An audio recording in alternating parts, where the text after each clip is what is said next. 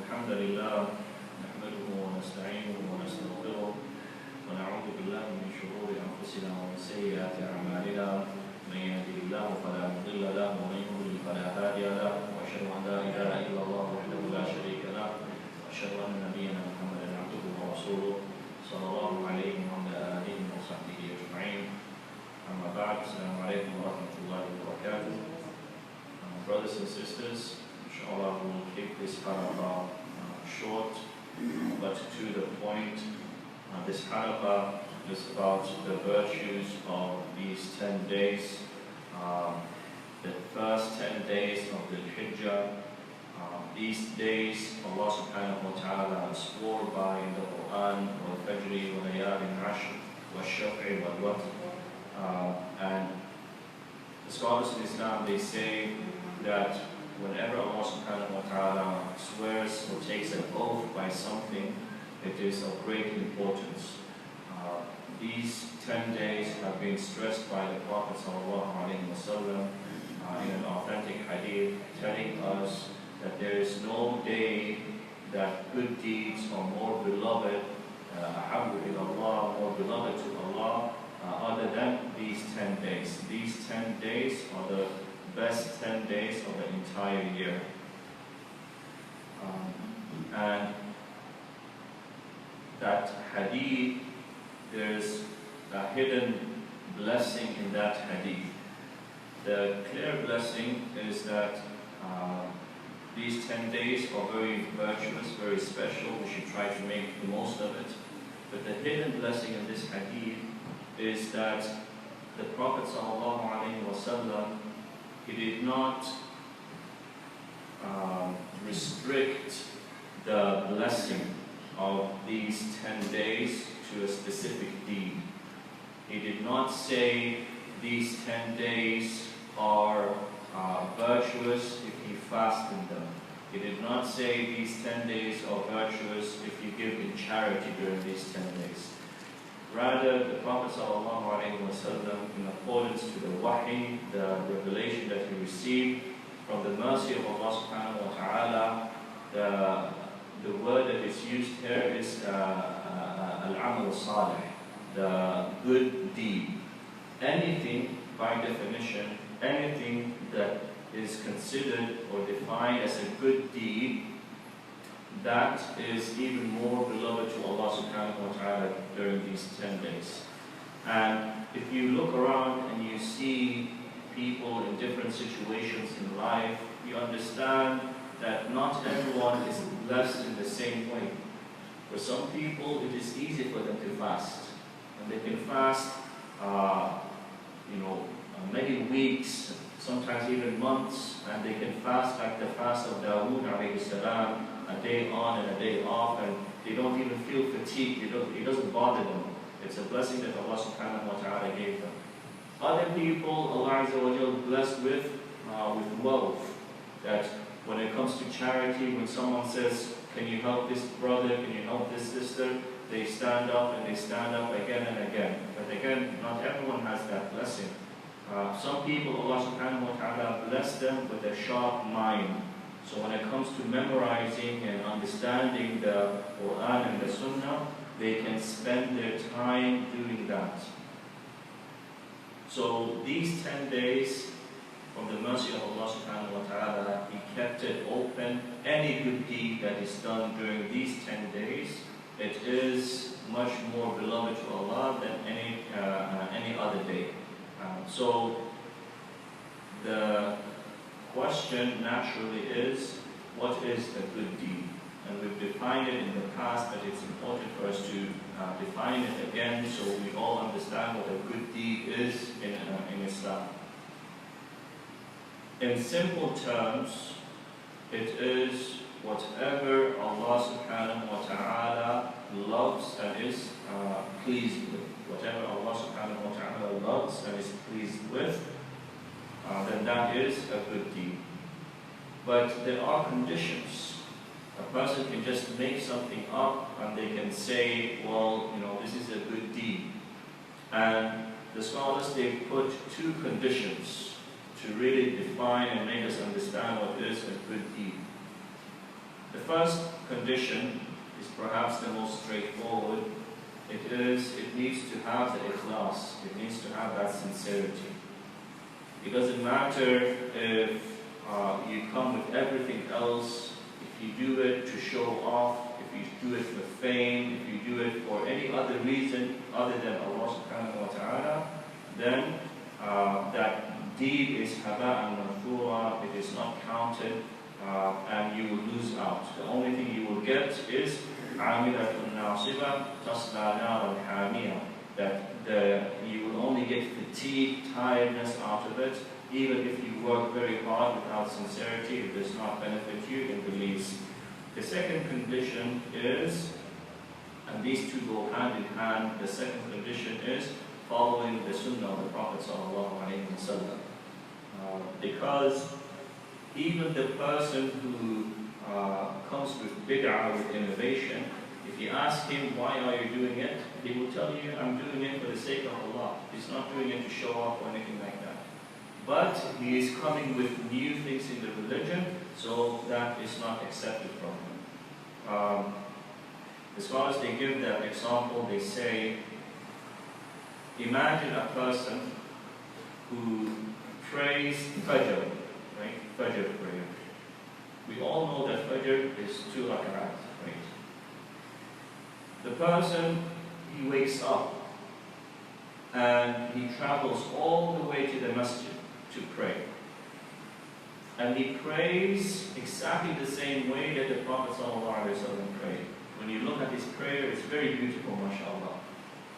But the only reason he came to the masjid and prayed the Fajr is so people around him will say, mashallah, this brother, he never misses Fajr. So he came, why? To show off to people.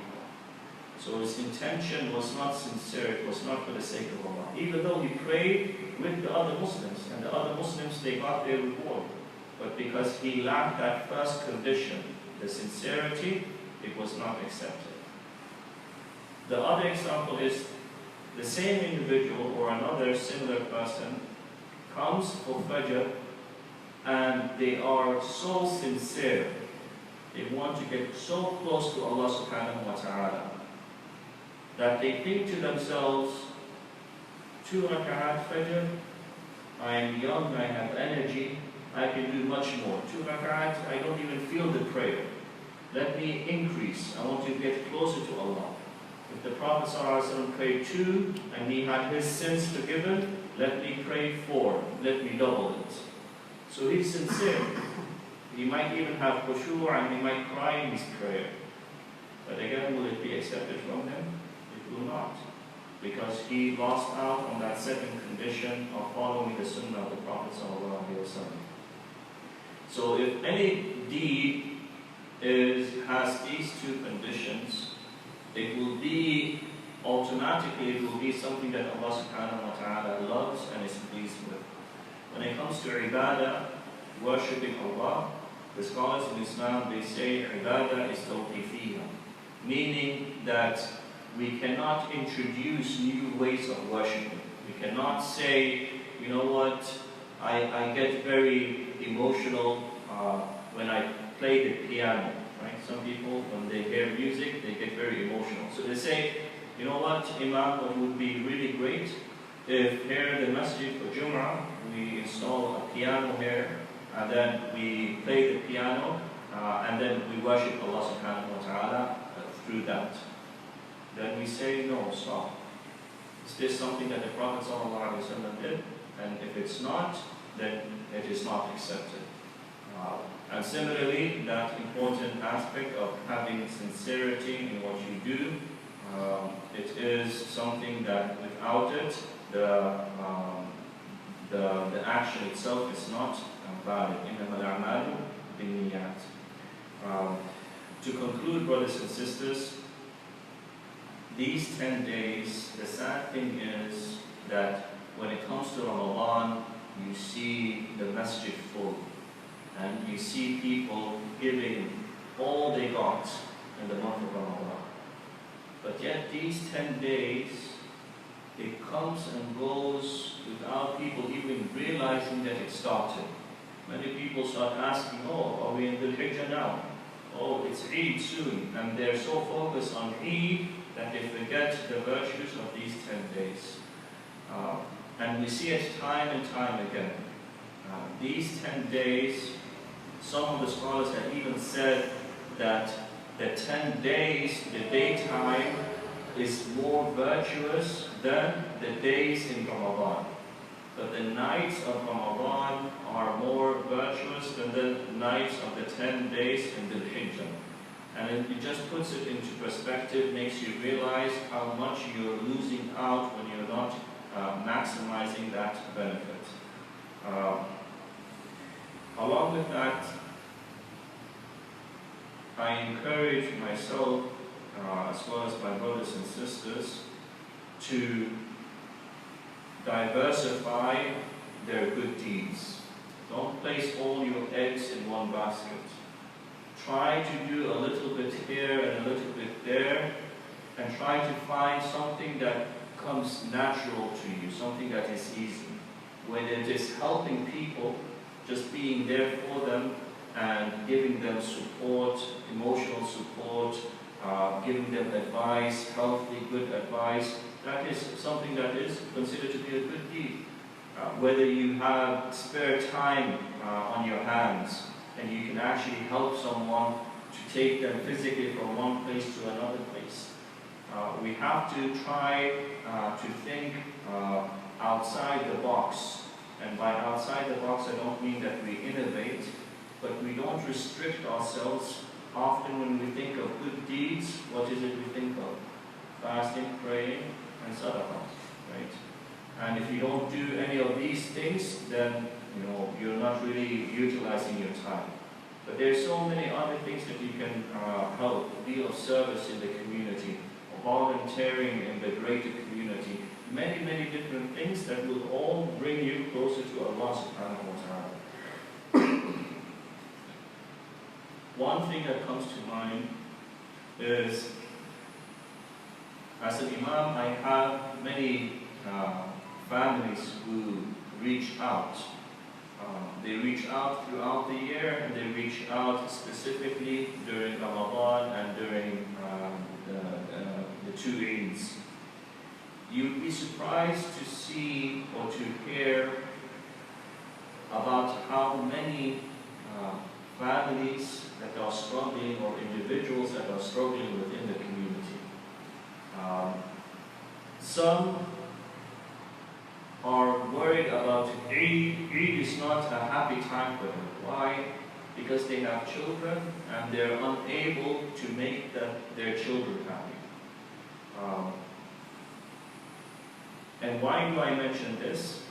I mention it as a source, as a venue for people to help. Many brothers and sisters in the community, they will do the Qurbani, the Udhiyah this year. One good way of helping people in the community is to share some of that sacrifice, that need, with people in the community. You might not know who the individuals that are in need are, but the masjid knows quite a few of them. If you want to take it a step beyond that, and if you want to help individual families or individuals themselves, then another way to do so is to connect through the masjid. These 10 days will come and go in the blink of an eye. We're already in it. The people, they wait until Yom Arafah, and then once it is Yom Arafah, it is Eid, and it's already 10 days gone. Don't be the person who delays it until the very last moment. Start now. One of the simple things to do, and we'll end it at this, inshallah, it is to occupy yourself any moment that you have with dhikr of Allah subhanahu wa ta'ala during these 10 days. And it's something that is very, very simple. You don't have to be a hafiz of the Quran. You don't have to sit and dedicate a time where you concentrate and you focus on a specific task. It could be something that you do as naturally as breathing. I don't mean that you should be neglectful when you say things and just say it for the sake of saying it, but it shows how easy it is. That if you make it a custom, a habit to say, Allahu Akbar, La ilaha illallah, and all the other adhkar that are mentioned by the Prophet ﷺ, especially during these 10 days, it is something that is beloved to Allah subhanahu wa ta'ala, and it is something simple that each and every person can do. Inshallah, we will conclude here.